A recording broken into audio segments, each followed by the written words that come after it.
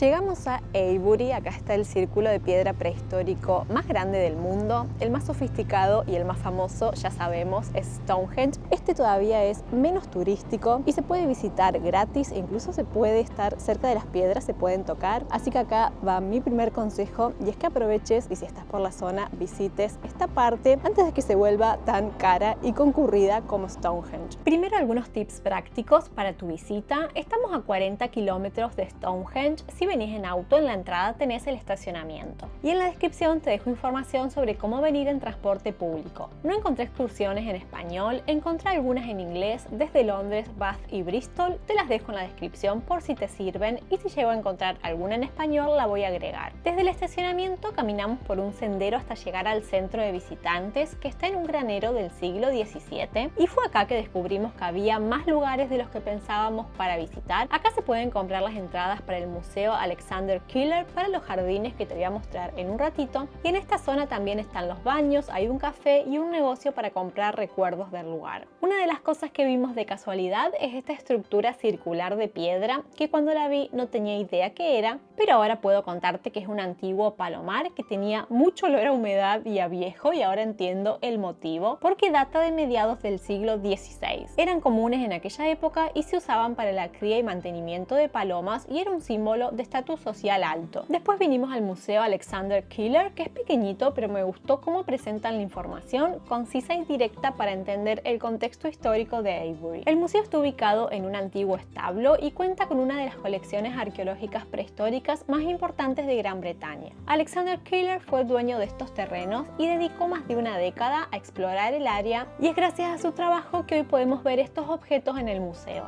En las excavaciones que se hicieron en el círculo de piedra no se encontraron muchos objetos. La mayoría de los que vemos provienen de excavaciones que se hicieron en Windmill Hill, uno de los asentamientos más antiguos en Avebury, y en un yacimiento que se llama West Kennet, que está también por los alrededores. Entre los objetos en exhibición hay hachas de piedra, picos de asta de ciervo, herramientas de sílex y esqueletos de animales. Algo curioso que acá lo dicen directamente es que solemos imaginarnos a aquellas personas que construyeron los círculos de piedra como si fueran cavernícolas, cuando en realidad no había mucha diferencia entre ellos y nosotros. La diferencia principal radica en el tipo de herramientas que usaban. Después del museo fuimos a ver el jardín, que tampoco sabíamos que se podía visitar. Estos jardines forman parte de la Avebury Manor, una casa señorial que data de principios del siglo XVI, pero viniéndonos más cerca en el tiempo, en la década de 1930 la compró el arqueólogo Alexander Keeler. Ahora está en refacción, así que no la pude ver por dentro, pero leí que cada una de sus habitaciones representa distintas épocas históricas desde el siglo XVI hasta principios del siglo XX. Entonces, a medida que vas pasando de una habitación a otra, vas viendo esa evolución y cambios a través del tiempo. Suena una visita interesante, así que me quedará pendiente para la próxima.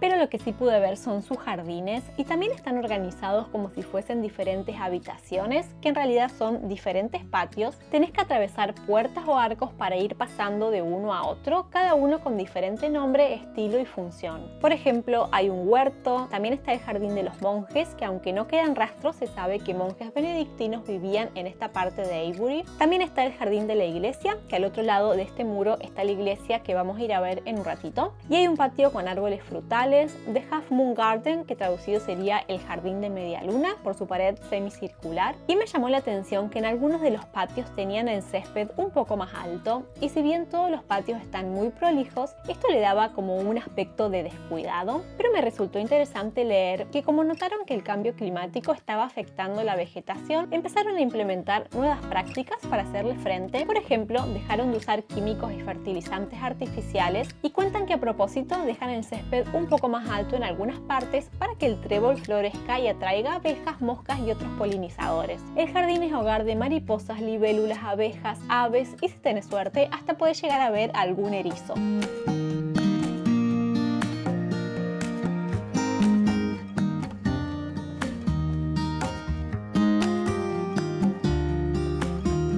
Y desde estos jardines vimos que se asomaba una torre, así que cuando salimos fuimos en busca de esta iglesia, y como todas las iglesias que he visto hasta ahora en Inglaterra, aloja un cementerio en su jardín. La parte más antigua de la iglesia es anglosajona, se construyó en piedra en el siglo IX para reemplazar un edificio antiguo de madera y barro. Las naves laterales se agregaron en el siglo XII y la torre data del siglo XV.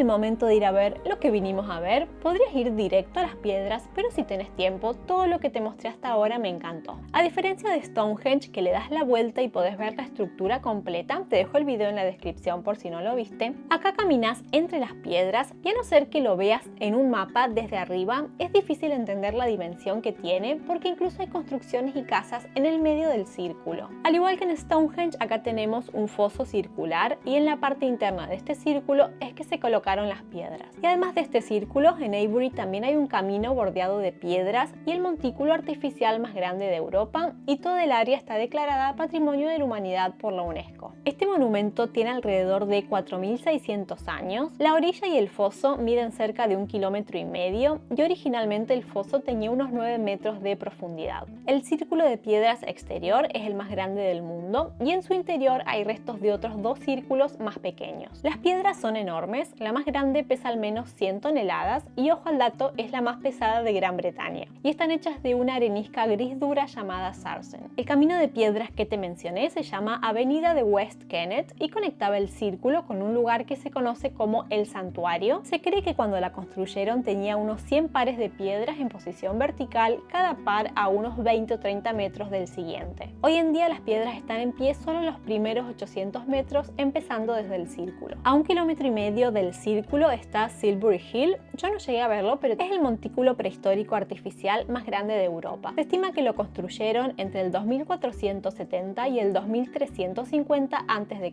y se desconoce cuál fue el motivo de su construcción. Silbury Hill mide 30 metros de altura y 160 metros de ancho, pero empezó siendo más pequeño y lo ampliaron a lo largo de varias generaciones. Y más allá de lo que pasó en la prehistoria, estudios más recientes demuestran que los romanos construyeron un camino y un asentamiento alrededor de este montículo, y también se cree que durante la Edad Media hubo algún tipo de estructura defensiva en la cima. Otro punto para destacar en el área es West Kennet Long Barrow, un túmulo funerario construido hace unos 5.600 años. Y lo que se conoce como el Santuario que te mencioné antes data de hace unos 4.500 años y es un monumento de círculos concéntricos que en su día se construyeron con madera y piedra. Hoy en día hay estructuras que marcan dónde estaban ubicados los postes y piedras originales. También está la colina de Windmill, donde hay 3 anillos concéntricos de fosos que marcan un lugar donde hace unos 5.500 años la gente acudía a pasar al menos parte de cada año. Esto es 1000 años antes de que se construyeran los círculos de piedra en Avebury. Como ves, además del círculo de piedras hay muchos más lugares para visitar, tanto prehistóricos como más nuevos como la casa y los jardines. Podrías dedicarle el día entero a recorrer Avebury. Te iba a dejar información complementaria en la descripción con otros lugares que yo no llegué a ver. Para terminar nuestra visita caminamos por la calle principal, que prácticamente es la única, es un pueblo muy chiquito, y vimos estas casas antiguas que me llamó la atención que algunas tienen el techo de paja. Esta es The Old Bakery, la antigua panadería que se construyó a principios del siglo XVIII. Hay otras que datan de los siglos XVI y XVII. Incluso vi que hay algunas que se alquilan para vacaciones. Estuve viendo algunas fotos y debe ser un sueño pasar al menos una noche en una de estas casitas.